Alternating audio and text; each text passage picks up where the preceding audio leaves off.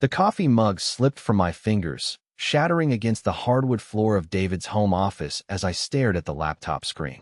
The sound echoed through our empty house like a gunshot, but it was nothing compared to the explosion happening inside my chest. Looking forward to 2 weeks in paradise with you, my darling. The Mediterranean awaits. The email wasn't meant for me to see. It was meant for her. For Sophia. My husband of 8 years had left his laptop open, still logged in, something that had never happened in all our time together. After all these months of carefully orchestrated lies, all these perfectly crafted excuses about crucial investor meetings and urgent business developments, fate had finally intervened with one moment of carelessness. I sank to my knees among the glittering shards of ceramic, my silk blouse soaking up the spilled coffee. The irony wasn't lost on me. Just an hour ago, I had been organizing David's travel documents, helping him prepare for what he told me was the most important business trip of his career. A 2-week investor cruise through the Mediterranean that could secure funding for his biggest development project yet. I had been so proud of him, so supportive, even helping him pack his designer suits with the same hands that now shook with a strange mixture of rage and calculating coldness. The house felt different now. The walls of our suburban mansion seemed to close in, the shadows grew deeper, and every carefully curated detail of our perfect life seemed to mock me with its hollow perfection. 8 years of marriage. 8 years of building what everyone saw as an ideal partnership. 8 years of sacrificing my career as an interior designer to become the perfect corporate wife, hosting dinner parties, managing our household, ensuring David's professional image remained pristine. 8 years of trust that had just been incinerated by a folder marked personal and dozens of romantic photos hidden among business files. But as I knelt there among the broken ceramic, something else began to bloom in my chest alongside the pain. Something cold and calculating. Something that whispered promises not of revenge, but of resurrection. Because I knew something my dear husband didn't know. I knew exactly who Sophia Chun was, and more importantly, I understood exactly what I needed to do. My name is Emma Sullivan, and until 2 hours ago, I thought I was living a perfect life. I had been the ideal wife, the kind of woman who had dinner ready precisely when David walked through the door, who remembered every client's name and preferences, who supported every dream and ambition by sacrificing her own. I had given up my thriving design consultancy to build our home, to be the foundation that allowed David to climb higher and higher in the real estate development world. Our house on Willowbrook Lane was a testament to that sacrifice. Every room was a masterpiece of coordinated design. Every surface reflected my professional expertise repurposed for domestic perfection. Every detail carefully curated to showcase the successful life we had built together. The neighbors often commented on how lucky David was to have found such a devoted wife. I had taken pride in those comments once. Now they felt like epitaphs carved on a tombstone. I picked myself up from the office floor, brushing ceramic fragments from my clothes with mechanical precision. My reflection in David's awards cabinet showed a woman I barely recognized. 34 years old, but looking older, auburn hair perfectly styled, but somehow lifeless, green eyes that had once sparkled with creative passion now dulled by years of suppressing my own ambitions. The laptop sat open before me like a portal into my husband's secret life. I clicked through browser history with the methodical precision of someone conducting an archaeological dig. What I found was worse than a simple affair. David and Sophia had been planning this Mediterranean escape for months, but the cruise was just the beginning. Hidden in folders marked with innocuous business names, I discovered a systematic dismantling of our financial life. Bank transfers to offshore accounts. Property titles being moved into trusts I'd never heard of. Investment portfolios being quietly liquidated and restructured. David wasn't just cheating on me. He was preparing to disappear from our shared financial life entirely. Sophia wasn't just his mistress. She was his financial accomplice, helping him move assets beyond my reach through her connections in international investment banking. The photographs told the story the spreadsheets couldn't. David and Sophia at restaurants I'd never heard of, walking hand in hand through cities he'd claimed to visit for business, kissing passionately in what looked like expensive hotel suites. She was stunning in that effortless way that comes from confidence and financial independence. Dark hair, sharp suits. The kind of woman who commanded rooms and closed deals. But it was the timestamps that made my blood run cold. These photos spanned the better part of a year. This wasn't a spontaneous affair born of momentary weakness. This was a calculated relationship, a long-term plan that involved not just emotional betrayal, but financial manipulation. I closed the laptop carefully and walked to our living room. Settling into the chair, where I'd spent countless evenings listening to David talk about his business challenges, offering support and encouragement while my own professional dreams gathered dust. For the first time in years, my mind wasn't focused on David's needs or schedule or ambitions. Instead, I found myself thinking with the strategic clarity that had once made me one of the most sought-after interior designers in the city. David's cruise departed in 12 days. 2 weeks he would be gone, believing I was safely ensconced in our suburban routine, managing his domestic life while he played out his romantic fantasy with Sophia. 2 weeks of thinking he had successfully deceived me, that his careful financial maneuvering had gone unnoticed. He had given me the perfect window of opportunity, and I intended to use every minute of it. The next morning, I began my research with the same methodical approach I had once applied to sourcing rare materials for high-end residential projects. I needed help, and I needed someone who could move quickly and discreetly in the world of luxury real estate. Someone with both the resources and the motivation to assist in what I was beginning to think of as the most important design project of my life, the complete renovation of my own existence. Peter Brown's name kept appearing in my searches for high-end property acquisitions in Manhattan. Tech startup millionaire turned luxury real estate investor, known for his ability to close deals quickly and his reputation for discretion when working with high-profile clients. His company specialized in exactly the kind of rapid, confidential transactions I needed. His office occupied an entire floor of a gleaming tower in Midtown, all glass and steel and understated elegance. The kind of space that spoke of success without shouting about it. When I was finally ushered into his corner office 3 days after my initial call, I found myself face-to-face with a man who looked nothing like the tech entrepreneur I had expected. Peter Brown was perhaps 45, with silver threading through dark hair and the kind of calm confidence that comes from having survived both massive success and spectacular failure. He wore a simple navy suit that probably cost more than most people's monthly salary, but carried himself with the unpretentious ease of someone who had nothing left to prove. "Mrs. Sullivan," he said, rising from behind a desk that looked like a piece of modern sculpture. "I have to admit, your call intrigued me. You mentioned needing assistance with a rather unusual real estate situation." I had rehearsed this conversation, but sitting across from Peter Brown, I realized that all my careful planning meant nothing if I couldn't make him understand the urgency of my situation without sounding desperate or delusional.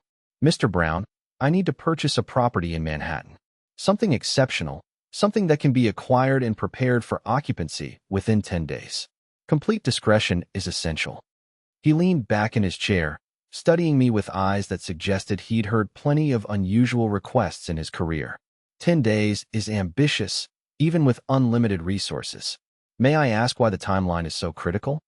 I had prepared for this question, but I found myself abandoning my rehearsed explanation in favor of something more direct. My husband is having an affair. He's also been systematically moving our marital assets offshore with the help of his mistress, who happens to be a financial advisor. In 8 days, he leaves for a 2-week romantic cruise, believing I'm completely unaware of either the affair or the financial manipulation. Peter's expression didn't change, but I saw something shift behind his eyes. Recognition, perhaps, or understanding. "And you want to use those 2 weeks to disappear." "I want to use those 2 weeks to become someone else entirely. Someone who doesn't exist in the shadow of David Sullivan's ambitions. Someone who remembers what she's capable of when she's not spending all her energy supporting someone else's dreams." I opened the folder I'd brought, spreading out printed copies of David's asset transfers, the photos of his affair, and most importantly, my research on his upcoming development projects. "I have something you might find valuable, Mr. Brown. David is planning 3 major developments over the next 18 months. Mixed-use properties in rapidly gentrifying neighborhoods. I have his feasibility studies, his demographic analysis, his financing structures. Information that would be worth millions to the right investor." Peter leaned forward, examining the documents with the focused attention of someone who understood their significance. You're proposing to sell me insider information about your husband's business in exchange for help acquiring property. I'm proposing to trade valuable market intelligence for professional services. Everything in those files will become public record once David files his development applications. I'm simply offering early access. For the first time since I'd entered his office, Peter smiled. It was a slow, appreciative expression that suggested he recognized a fellow strategist. Mrs. Sullivan, before we discuss business, may I ask you a personal question? Of course. Have you considered simply confronting your husband? Filing for divorce? Taking the conventional legal route? I had anticipated this question as well, but my answer surprised even me with its clarity. Mr. Brown, David has spent the last year carefully positioning himself to emerge from our marriage with the majority of our assets. He's been planning this systematically, using his professional connections to ensure I'm left with as little as possible. A conventional divorce would mean fighting a battle he's already rigged. I paused, looking out at the Manhattan skyline visible through his floor-to-ceiling windows. But more than that, a conventional divorce would mean remaining Emma Sullivan, the abandoned wife, the woman who gave up her career for a man who threw it all away for a younger woman. I don't want to be that woman anymore. What do you want to be? The question hung in the air between us, and I realized that no one had asked me that in years. Not what I wanted to do for David, or how I wanted to support his goals, but what I actually wanted for myself. I want to be someone who builds things again. Someone who creates rather than just maintaining. Someone who takes risks and makes decisions and doesn't ask permission to exist. Peter was quiet for a long moment, his fingers steepled as he considered my proposal. Finally, he spoke. I went through my own devastating divorce 5 years ago. My ex-wife left me for my business mentor, a man I had trusted completely. I understand something about betrayal, Mrs. Sullivan, and I understand something about the desire to reinvent yourself rather than simply survive. He gathered the documents I had brought, aligning them with precise movements. I also understand the value of the information you're offering. David Sullivan's development plans could indeed be worth millions to the right investor, especially with advanced knowledge of his financing strategies and target demographics. Then you'll help me? I'll help you, but not just because of the business opportunity. I'll help you because I recognize something familiar in your situation. 5 years ago, I was where you are now, and I wish someone had offered me an alternative to conventional revenge. Peter stood and walked to his window, looking out at the city that had become his professional playground. What exactly did you have in mind, Mrs. Sullivan? What does disappearing look like in practical terms? I joined him at the window, looking down at the streams of people moving through the canyon of buildings below. Somewhere in that maze was the life I wanted to build, the person I wanted to become. I want a property that reflects who I'm becoming, not who I've been. Something in the city, something that says I'm not hiding, I'm not ashamed, I'm not disappearing out of weakness but out of strength. And professionally, I want to resurrect my design career. I want to start over, but with 8 years more experience and the kind of connections that come from understanding how the luxury market really works. Peter nodded slowly. I think I can help with both of those goals. I have a property in mind, actually. A penthouse that just came on the market. The owner needs to sell quickly due to a job relocation. Fully furnished by a designer whose aesthetic might appeal to you. Available for immediate occupancy. What's the catch? No catch, just a premium for speed. The asking price is $3.2 million, but for a 10-day close, we're looking at $3.8. The number should have shocked me, but I found myself calculating instead. David's systematic asset transfers meant I had access to accounts he might not be monitoring closely. Money that had been moved, but not yet completely hidden. Can we see it today? The penthouse occupied the entire top floor of a converted warehouse in Tribeca, with floor-to-ceiling windows offering panoramic views of the Hudson River and the Manhattan skyline. The previous owner had clearly been someone with impeccable taste, choosing furniture and artwork that complemented the space's industrial bones while adding warmth and sophistication. It's perfect, I said, walking through rooms that seemed to have been designed for the woman I was becoming rather than the one I had been. The owner was an art dealer, Peter explained, following me through the space. She's relocating to London for a gallery partnership. Everything you see is included in the sale price, which is why the number is higher than typical. I stood in the main living area, looking out at a view that David had never seen, would never see, because this space existed entirely outside the world we had shared. I'll take it. Peter raised an eyebrow. Don't you want to think it over? Consult with your husband? Mr. Brown, my husband is currently planning to spend my half of our marriage on a romantic cruise with another woman. I think I'm beyond the point of seeking his input on major decisions. Over the following week, Peter proved to be invaluable beyond just the real estate transaction. His business acumen helped me understand the legal implications of David's asset transfers, and his own experience with betrayal allowed him to anticipate moves I hadn't considered. We met daily in his office or at the penthouse, ostensibly to handle the purchase details, but our conversations ranged far beyond real estate. Peter had insights into the luxury market that I had never considered, connections throughout Manhattan's design world that could prove invaluable as I rebuilt my career.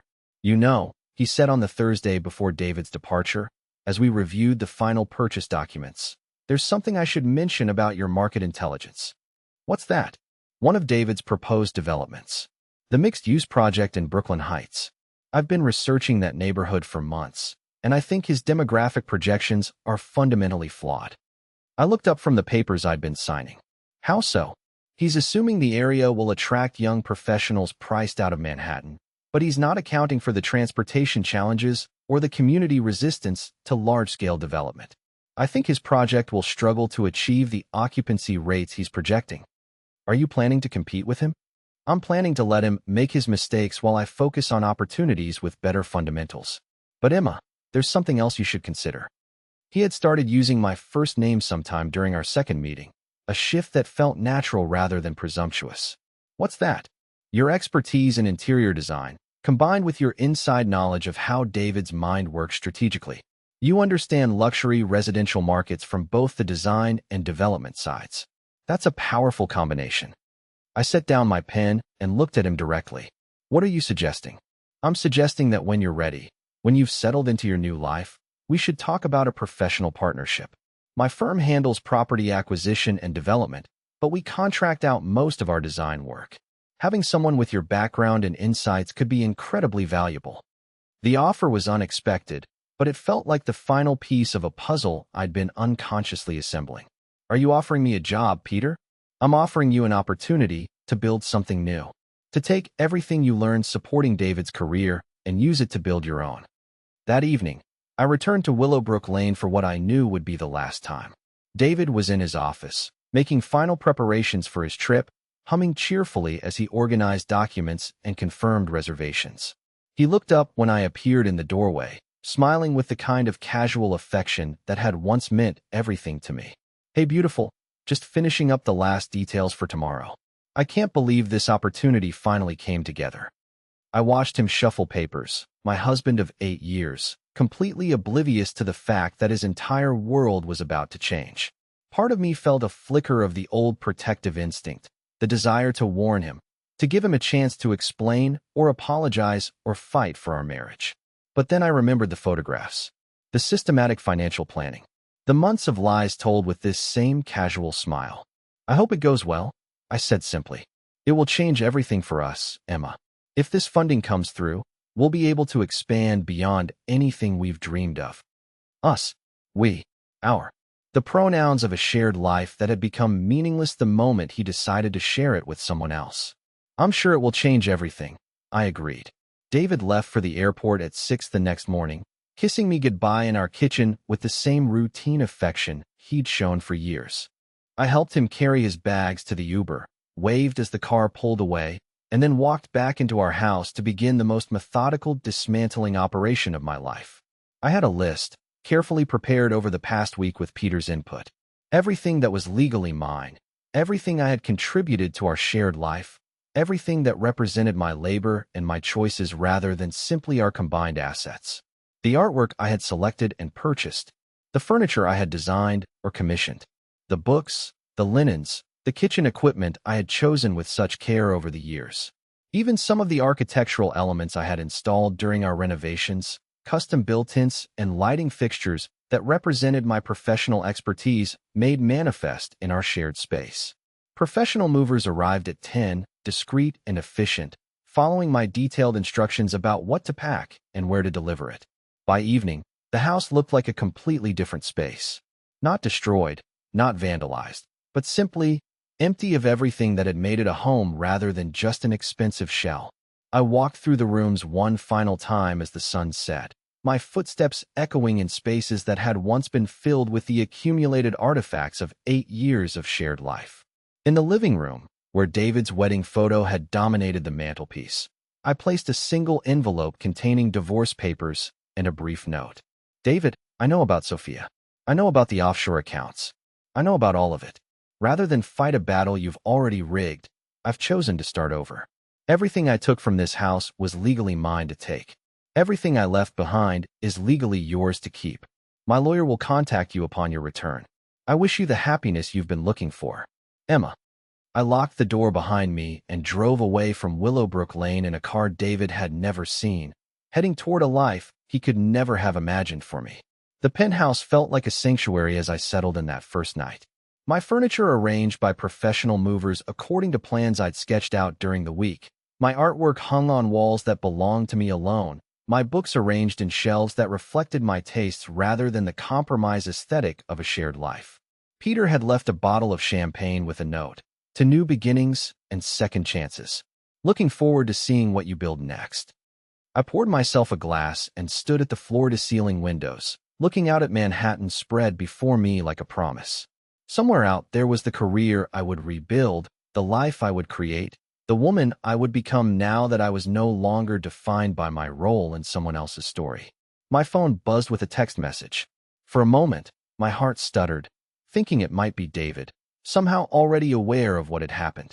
But the message was from Peter. How does it feel to be home? I looked around the space that was mine alone, filled with objects I had chosen, arranged according to my vision, reflecting my taste and my values and my dreams. Like waking up, I typed back. David's panicked phone calls began 6 days later, while I was meeting with potential clients Peter had connected me with, presenting design concepts for a luxury hotel renovation in Soho. The first call came during my presentation, my phone buzzing insistently in my purse while I explained my vision for transforming the hotel's lobby into a space that would feel both cosmopolitan and intimate. I let it go to voicemail, along with the next 5 calls. When I finally listened to the messages that evening, David's voice progressed from confusion to panic to desperate pleading. Emma, what happened to the house? Where is everything? Where are you? Emma, please call me back. I don't understand what's happening. The neighbors said they saw moving trucks. Emma, I found your note. We need to talk about this. There's been a misunderstanding. Emma, please. Whatever you think you know, we can work this out. Call me. I deleted each message without responding, then blocked his number entirely. The woman who had spent 8 years carefully managing David Sullivan's emotional needs was gone, replaced by someone who understood that some conversations were pointless before they even began. Peter and I had dinner that weekend at a small Italian place in the village, ostensibly to discuss my first week of client meetings, but really to celebrate the fact that my new life was taking shape faster than either of us had anticipated. 3 potential projects already, Peter said, raising his wine glass. I'm impressed. Most design consultants take months to build that kind of pipeline. Most design consultants don't have a partner who understands how to leverage business connections effectively, I replied. Your network is incredible, Peter. These clients trust your judgment, so they're willing to trust mine by extension. It's more than that, though. You're presenting yourself differently than you did when I first met you.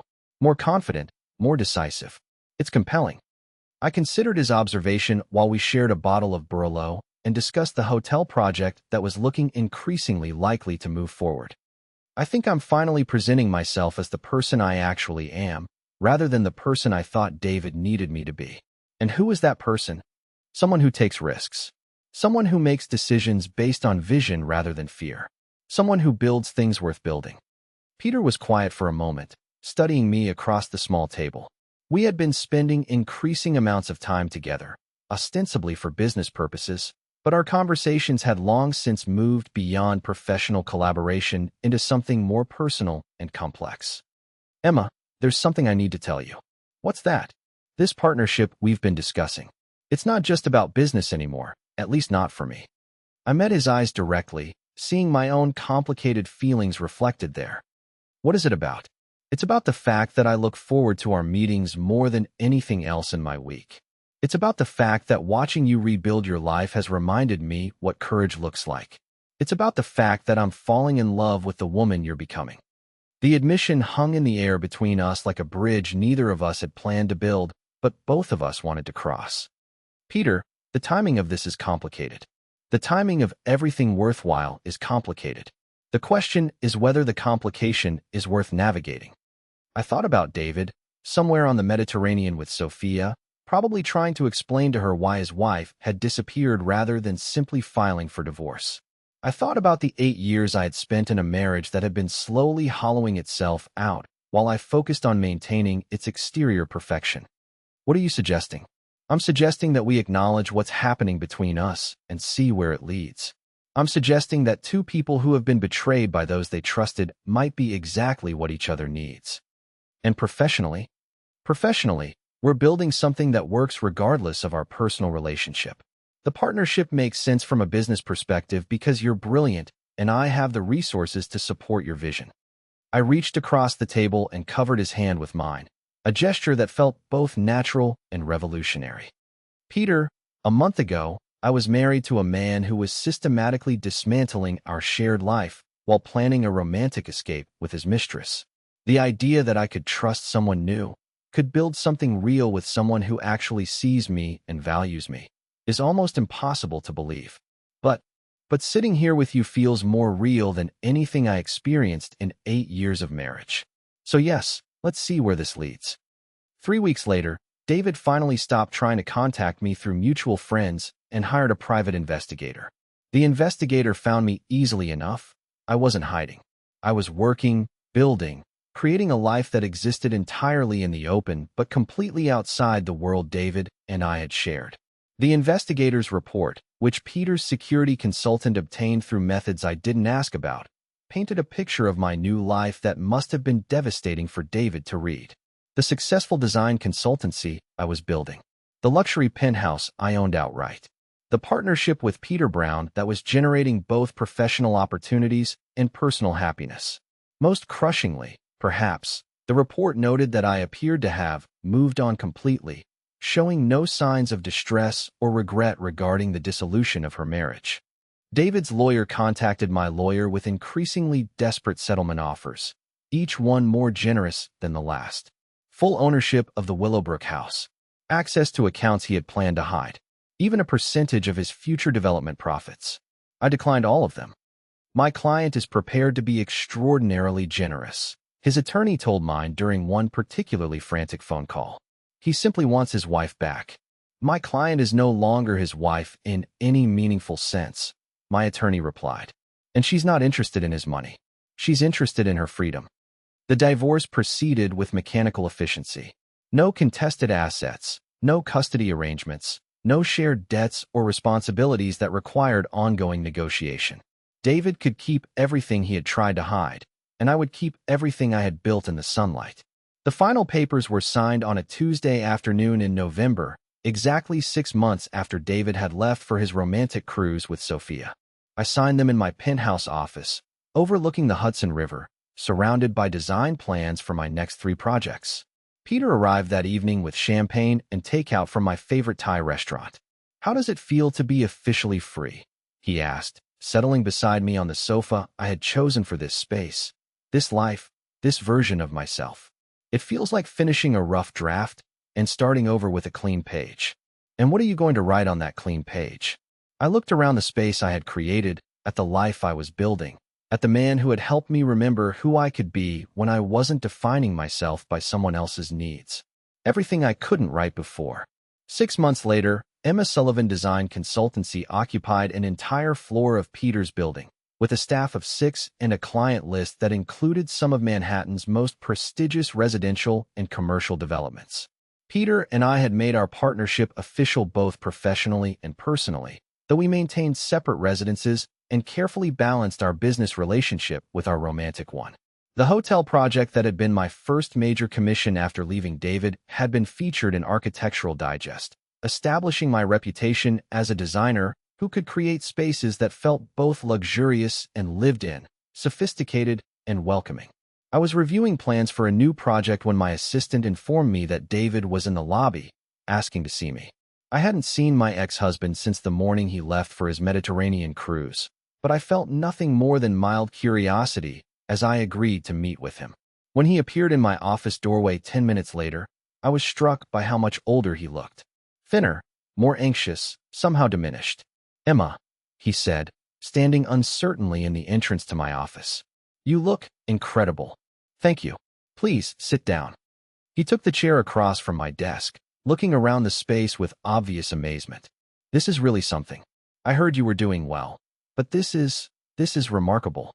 What can I do for you, David?" I wanted to apologize. In person. For everything that happened, everything I did to our marriage, to you. I set down the plans I'd been reviewing and gave him my full attention. "All right. I made a terrible mistake with Sophia. With all of it. I was an idiot, and I threw away the best thing in my life for something that was never real." "What happened with Sophia?" David's face crumpled slightly. "It ended badly. She was never really interested in leaving her own marriage, never really committed to a future together. When everything blew up, when I lost you, she decided it was too complicated and went back to her husband." "I'm sorry to hear that." "Are you? Really?" I considered the question honestly. "I'm sorry that you're in pain, David. I'm sorry that you made choices that led to pain for both of us. But I'm not sorry it ended, because it needed to end." "Emma, do you think? Is there any chance we could try again? Start over?"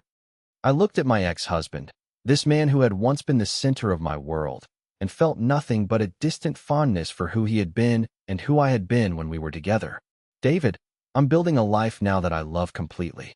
I'm working with passion again, creating things that matter to me, partnering with someone who sees my value and supports my ambitions rather than asking me to suppress them." "The real estate guy? Peter Brown?" "Yes." "Do you love him?" "I do. But more than that, I love who I am when I'm with him. I love the life we're building together, the respect we have for each other, the way we challenge each other to be better." David was quiet for a long moment, absorbing this information. "I never made you feel that way. You made me feel safe and provided for and needed. Those aren't small things, David. But you never made me feel like an equal partner in building something meaningful. I could now. I could be different. I believe you could. But I'm different too, and the woman I am now needs something you were never able to give me." He stood to leave, pausing at the door. "I hope you're happy, Emma. I really do." "I am. And I hope you find what you're looking for, David. Just not with me." After he left, I returned to my design plans, thinking about the conversation but not dwelling on it. Outside my office windows, Manhattan spread out like a canvas of possibilities, and I had work to do. Peter arrived that evening with dinner and news about a potential project that would take us to London for a month, collaborating with a developer who was transforming a historic building into luxury residences. "How was your day?" he asked, settling into the routine we had established of sharing our professional challenges and victories over evening meals. "Productive." "And David stopped by?" Peter looked up from the wine he was opening. "Really? How did that go?" He apologized, asked if we could try again. "And what did you tell him?" I told him I'm building a life I love with someone who sees my value and supports my ambitions. Peter smiled, walking over to wrap his arms around me as I stood at the window, looking out at the city that had become my canvas. "Are you happy with the life we're building?" he asked. "I'm happy with everything we're building. The business, the partnership, the relationship, all of it. Even though it started with betrayal and revenge. It started with betrayal and revenge, but it grew into something much more important. It grew into truth and partnership and the kind of love that makes both people stronger." We stood at the window together, looking out at Manhattan's glittering skyline. Two people who had found each other through the wreckage of their previous lives and discovered they could build something beautiful from the debris. The empty house that had once represented the hollow shell of my marriage with David had been transformed into something much more valuable. The empty space where a new life could take root and flourish. Sometimes the most powerful response to betrayal isn't confrontation but transformation, using the betrayer's absence as an opportunity for complete reinvention. My story had become one of strategic thinking, professional resurrection, and finding love with someone who valued my capabilities rather than just my domestic support.